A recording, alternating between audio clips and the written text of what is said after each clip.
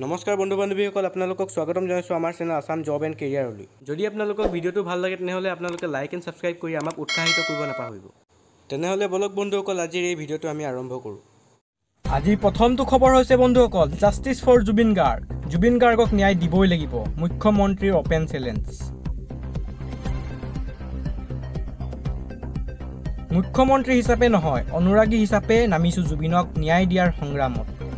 জুবিন গাৰ্গক ন্যায় দিমেই বুলি মুখ্যমন্ত্ৰী হিমন্ত বিশ্ব শৰ্মাৰ অপেন চেলেঞ্জ।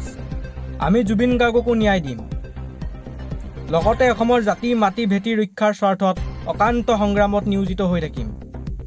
এই ক্ষেত্ৰত কোনেও বিপথে পৰিচালিত কৰিব নোৱাৰে। ছিংগাপুৰত থকা লোকৰ বিৰুদ্ধেও প্ৰয়োজন হ'লে আমি কঠোৰ হ'ম। শ্যামকানু সিদ্ধাৰ্থ শৰ্মাৰ শেষৰ গোস্বামী অমৃতপ্ৰভা মহন্ত আটাইকেইজনক গ্ৰেপ্তাৰ কৰা হৈছে ইতিমধ্যে। প্ৰথমবাৰৰ বাবে কোনো অভিযুক্ত একেলগে 14 দিনৰ জিম্মালৈ দিছে আদালতে। অসমীয়াৰ প্ৰাণৰ শিল্পী জুবিন গাৰ্গক ন্যায় দিমেই, এই কথা উল্লেখ কৰিছে মাননীয় মুখ্যমন্ত্ৰী হিমন্ত বিশ্ব শৰ্মাই। জুবিনক ন্যায় দিয়াৰ দায়িত্ব ৰাজ্য চৰকাৰৰ, আমি নিষ্ঠাৰে পালন কৰিম। আজি দ্বিতীয়টো বিগ ব্ৰেকিং নিউজ হৈছে, পৰিকল্পিতভাৱে হত্যা কৰা হৈছিল নেকি জুবিন গাৰ্গক। ফাষ্ট ট্ৰেকত চলি আছে SITৰ তদন্ত। জুবিন গাৰ্গৰ মৃত্যুৰ ঘটনাৰ সংযোজন BNSৰ 103 ধাৰা। BNSৰ 103 ধাৰাক লৈ মহাবিস্ফোৰণ অধিবক্তা নেকিবুৰ ৰামানৰ। হত্যাৰ অপৰাধতহে সংযোজন হয় BNSৰ 103 ধাৰা। পৰিকল্পিতভাৱে হত্যা কৰা হৈছিল নেকি জুবিন গাৰ্গক। জুবিন গাৰ্গৰ মৃত্যুৰ ঘটনাৰ সংযোজন BNSৰ 103 ধাৰা। BNSৰ 103 ধাৰাক লৈ মহাবিস্ফোৰণ অধিবক্তা নেকিবুৰ ৰামানৰ। আজিৰ তৃতীয়টো গুৰুত্বপূৰ্ণ খবৰ হৈছে, যিকোনো মুহূৰ্ততে গ্ৰেপ্তাৰ হ'ব পাৰে সন্দীপন গাৰ্গ। ছিংগাপুৰৰ ঘটনাৰ অন্যতম সাক্ষী আছিল APS সন্দীপন।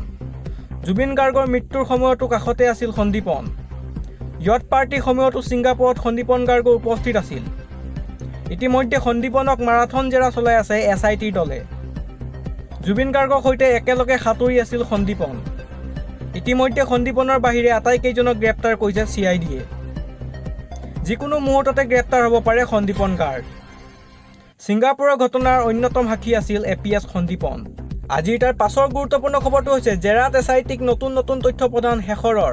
য়টখন নিজে বলপূৰ্বকভাৱে চলাইছিল সিদ্ধাৰ্থ শৰ্মাই। SITৰ ৰিমাণ্ড কপিত বিস্ফোৰক তথ্য। সিদ্ধাৰ্থই নিজে খুৰা যোগান ধৰিছিল জুবিনক। সিদ্ধাৰ্থ শৰ্মাই গুৰুত্ব নিদিয়াৰ অভিযোগ। কি আছে ৰিমাণ্ড কপিত। BNSৰ 175 ধাৰাত লিপিবদ্ধ শেষৰ গোস্বামীৰ সাক্ষ্য। জুবিনৰ মৃত্যু স্বাভাৱিক দেখুৱাবলৈ ৰচিছিল ষড়যন্ত্ৰ। হোটেল পেন পেচিফিকৰ 3010 নম্বৰ কোঠাত আছিল জুবিন গাৰ্গ। জুবিনৰ সৈতে থকা সিদ্ধাৰ্থৰ আচৰণ সন্দেহজনক। বলপূৰ্বকভাৱে নৌকাৰ নিয়ন্ত্ৰণ নিজৰ হাতলৈ নিছিল সিদ্ধাৰ্থ শৰ্মাই, যাৰ বাবে জীৱন বিপদাপন্ন হৈছিল নাওখনৰ যাত্ৰী। সিদ্ধাৰ্থই তন্ময় ফুকনক যোগান ধৰিছিল খুৰা। য়টখনত আন লোকক খুৰা যোগান নধৰিবলৈ নিৰ্দেশ দিছিল সিদ্ধাৰ্থ শৰ্মাই। সিদ্ধাৰ্থই অকলেই খুৰা যোগান ধৰিব বুলি দাবী কৰিছিল। জুবিনে উশাহ নাপাই হাহাকাৰ কৰি ডুব যাবলৈ ধৰিছিল। তেতিয়াই সিদ্ধাৰ্থই কৈছিল, যাব দে যাওক, যাবলৈ দিয়ক বুলি শুনা গৈছিল চিঞৰ। জুবিন গাৰ্গৰ ভালকৈ সাঁতুৰিব জানিছিল। শ্যামকানু মহন্তৰ জুবিনক বিহ দিছিল। ষড়যন্ত্ৰ লুকুৱাবলৈ ইচ্ছাকৃতভাৱে বাছি লৈছিল বিদেশ। ভিডিঅ' শ্বেয়াৰ নকৰিবলৈ ভাবুকি দিছিল সিদ্ধাৰ্থই। জুবিনৰ মুখ আৰু নাকৰ পৰা ওলাইছিল ফেন। সিদ্ধাৰ্থই গেষ্ট্ৰিক বুলি আওকাষ কৰিছিল ঘটনা। চিন্তাৰ কোনো কাৰণ নাই বুলিও কৈছিল য়টত। প্ৰয়োজনীয় চিকিৎসাৰ বাবে ব্যৱস্থা কৰা নাছিল সিদ্ধাৰ্থ শৰ্মাই। জুবিনৰ অকাল মৃত্যুত অৰিহণাহে যোগাইছিল সিদ্ধাৰ্থ শৰ্মাই। জেৰাত SITৰ নতুন তথ্য প্ৰদান শেষৰৰ। ভিডিঅ'টো চাই ভাল লাগিল যদি আপোনালোকে লাইক আৰু ছাবস্ক্ৰাইব কৰিবলৈ নাপাহৰিব। ধন্যবাদ।